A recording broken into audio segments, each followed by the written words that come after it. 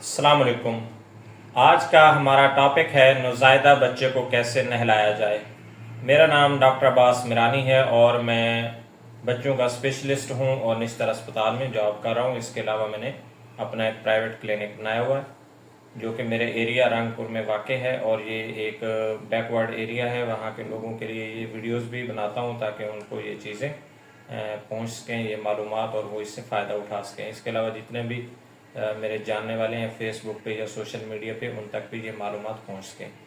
तो नौज़ायदा बच्चा जो है उसके लिए चंद चीज़ें जो हैं वो आपने जहन में रखनी है। फर्स्ट ऑफ ऑल ये है कि बच्चे की जो स्किन है वो फुली डेवलप नहीं होती। वो ना ज़्यादा ठंडे पानी को बर्दाश्त करती है और ना ज़्यादा गर्म पानी को बर्दाश्त करती है। तो फर्स्ट ऑफ ऑल जब आपने बच्चे को नहलाना है तो आपने मौसम का ख़ास ख्याल रखना है। उसके अकॉर्डिंगली आपने वार्म वाटर का या कोल्ड वाटर का बंदोबस्त करना है और उससे नहलाना है और जेंटली नहलाना है, ज़्यादा जो है उसको रब नहीं करना।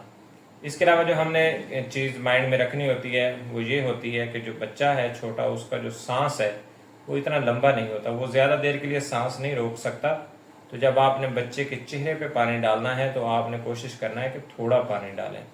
मीन्स आपके पास जो बर्तन हो पानी डालने का, या तो वो कपनुमा हो, छोटा सा हो, या फिर आप चुल्लू के थ्रू पानी जो है उसके मुंह पे ऊपर डालें। इसके अलावा जो हमने चीज़ मेक श्योर करानी होती है वो ये होती है कि जो छोटे बच्चे हैं उनमें चूँकि स्टम्प या अम्बलाइकल कार्ड जिसको हम कहते हैं वो ताज़ा ताज़ा कटा होता है और उसके ऊपर पानी लगने से उसमें पीप या रेशा वगैरह जो है वो आना शुरू हो सकता है और उसमें इन्फेक्शन हो सकता है। तो आपने बच्चे को इतना फ्रीक्वेंटली नहीं नहलाना, बल्कि आपने 2 to 3 days अ वीक जो है आपने नहलाना है मैक्सिमम।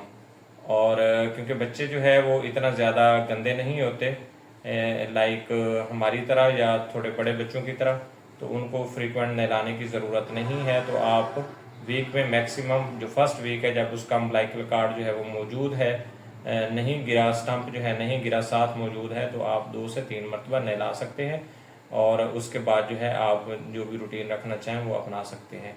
तो आप मेक श्योर करें कि आपका जो बच्चा है वो इन 3 चीज़ों का ख़ास तौर पे मुतहम्मिल नहीं हो सकता। तो आपने इन चीज़ों का ख्याल रखना है और अपने बच्चे को नहलाते वक्त आपने सबसे पहले ऐसी अरेंजमेंट करनी है कि वो इन चीज़ों से बच सके।